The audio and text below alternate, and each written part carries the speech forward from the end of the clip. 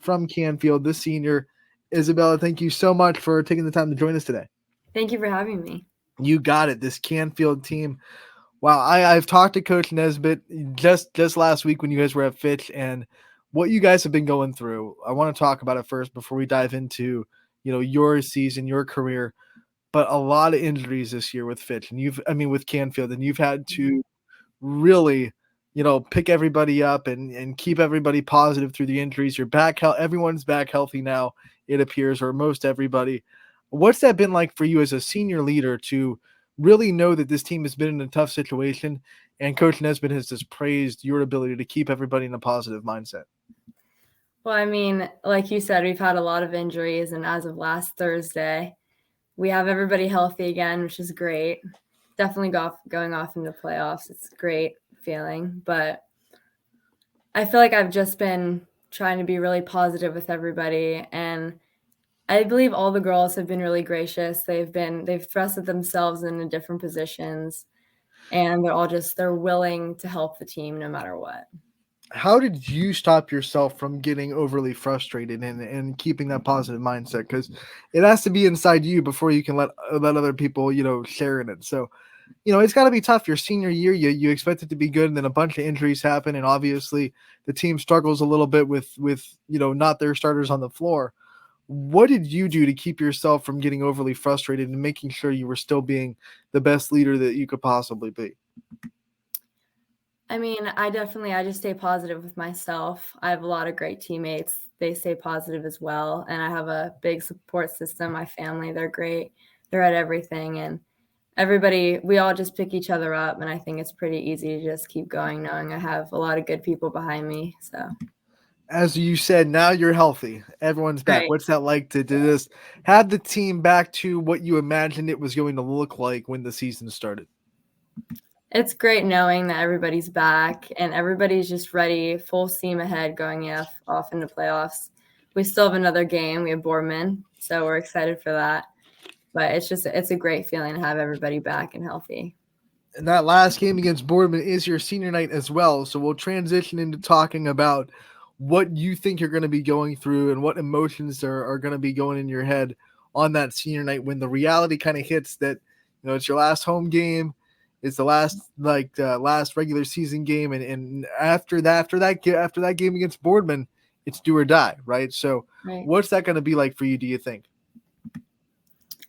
Well, I mean, obviously pressure's on. We're all excited for the game, but I don't really think I'm going to be too upset just knowing that we've given our all and we're all just ready for playoffs. But it's definitely, there's going to be some emotions, but we're excited to get after it tomorrow. So through the whole season, how have you handled the emotions that senior year can bring and going through all the last times and the last first home game, last time you play this opponent, all the last that senior year can bring? How have you dealt with all the emotions that come with that?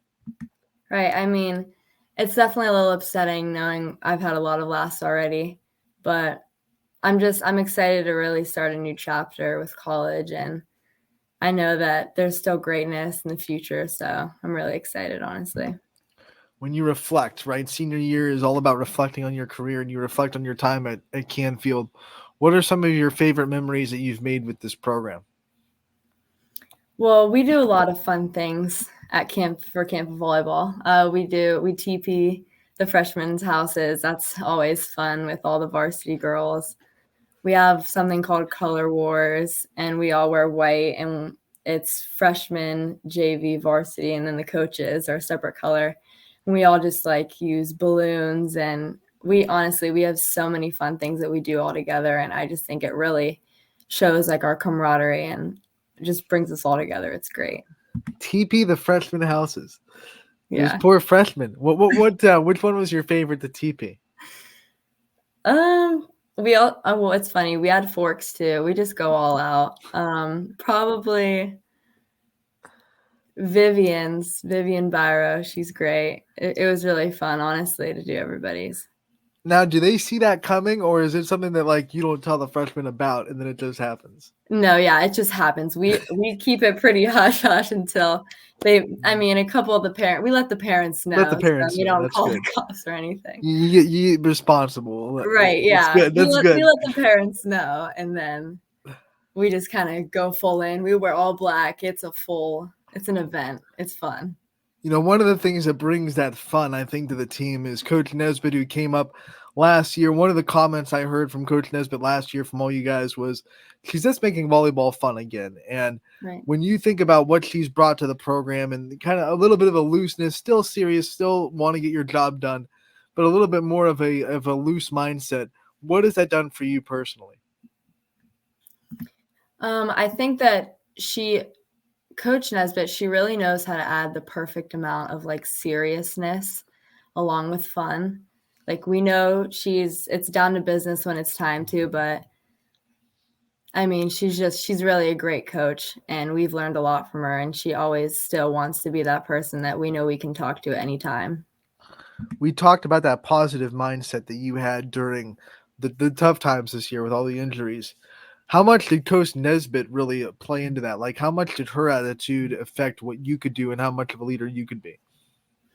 I mean, all of our coaches, they do lead by example. After every game, whether it went our way or it didn't, they're just like, "All right, hey guys, next day, it's a new day, next game, next practice." So we really do every single practice go into it with a positive mindset, and I think it really helps us. Let's talk about your volleyball journey as a whole. When did you start in this sport and when did you kind of start to fall in love with it? I started in 6th grade, and I definitely right from the bat, I mean, I've always loved volleyball. I used to play soccer actually, but I mean, I had to pick. But it was an easy pick. I love volleyball. Probably my love for it really came about was probably 8th grade, just knowing I'm going into high school. It's a faster level. I was really excited about that. When it came down to picking soccer, volleyball, you were in that crossroads. What leaned you towards volleyball? Well, I just think that I started soccer so young, so I felt a little burnt out because I did it all year round. But volleyball, definitely, I loved how fast it was, how you needed everybody on the court, and I've always loved the sport. My mom played it. I've always done it. You talked about falling in love with it in 8th grade. Let's reflect back to freshman Isabella and how much you've grown since freshman season. What are some of the biggest differences that you see in yourself from being a freshman to where you are now? I think I've definitely just became more comfortable with myself and my confidence when I'm playing. It's definitely I have a very competitive attitude, and I think I had that, but I just was kinda nervous to show it, and I just think now I'm definitely it's also easier to, like, throw myself in different positions. I'd call myself a utility player. I pretty much play any position that coach wants me to, and I'm okay with that, Yeah, and I mean you've had to fill a lot of roles this year, not just this year, but last year and the year before as well.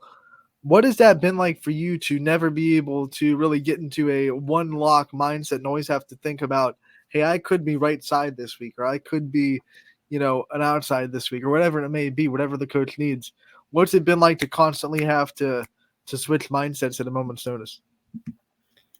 I mean, it's always I have everybody behind me like, "Hey, you got that. We believe in you. You're great in any position." So, I mean, with all the support, it really helps, but regarding mindset, I just think no matter what, I always just try to stay as competitive as I can and make any player just feel good about themselves, and whatever I do on the court, I try to make it for the team.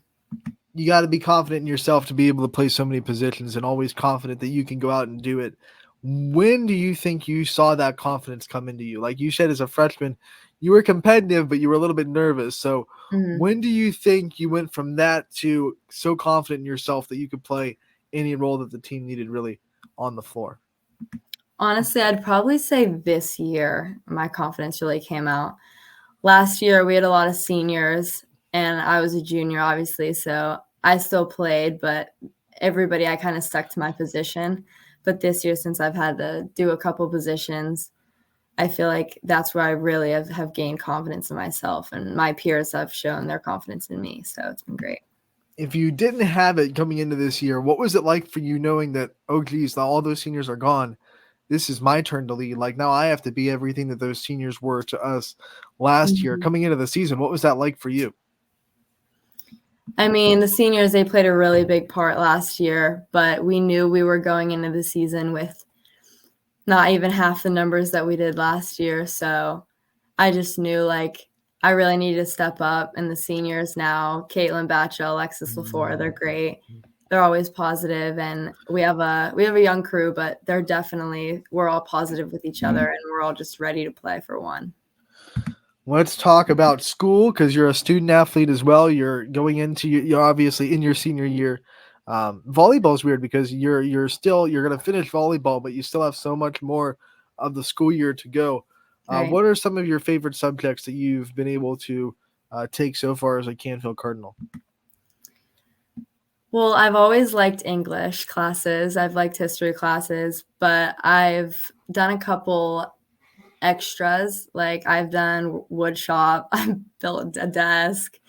We have some pretty fun classes at Canfield, so I get to really express myself. It's fun.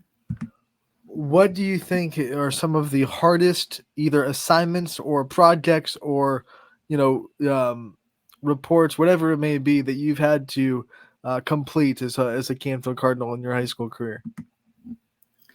Probably just like essays, any book reports with research involved, just like adding different sources, stuff like that. Pretty time consuming. I don't really enjoy those that much. So you're more of a creative writer. Like, give me a prompt, Right. let me creative write. Don't make me all these book reports Definitely. and sources. Yeah, I didn't like that either Yeah. as a high school student.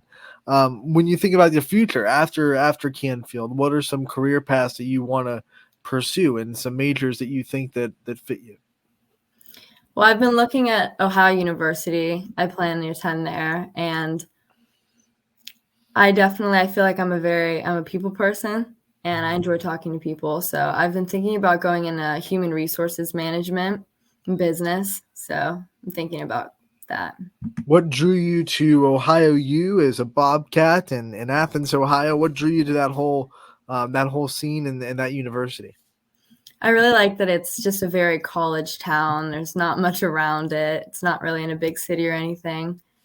So I really like that aspect of it. They have a lot of cool activities that I see they put on. And actually, Erin Chaplow, she graduated from Canfield and she goes there now. And I always just thought that it was so cool. And I was close with her. And a couple of my uncle used to go there too. So I have a couple family members that went there and they really loved it. So I'm sure they're happy that you're continuing the Bucciarelli legacy in Right. Ohio University.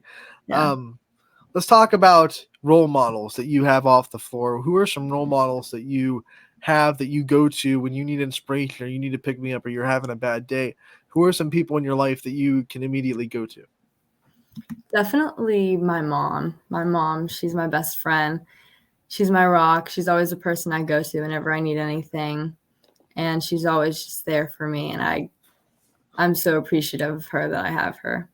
I hope you know every time from now on you get into any kind of argument with your mom, she's gonna play that Right. that soundbite right Oh, there. yeah. It's like a ringtone. Mom does a lot for you, obviously. When you go off to college, Athens is a place where you're gonna have to live on your own. What are some Mhm. comforts at home that you think you're gonna miss when you're not at home anymore? I mean, just being able to come home, hug my mom, simple things like that. I'm soaking it up right now as much as I can. It'll hit me no matter what, but I know it will. I'm just trying to enjoy it. You think you have most of the life skills, down that you need to live on your own?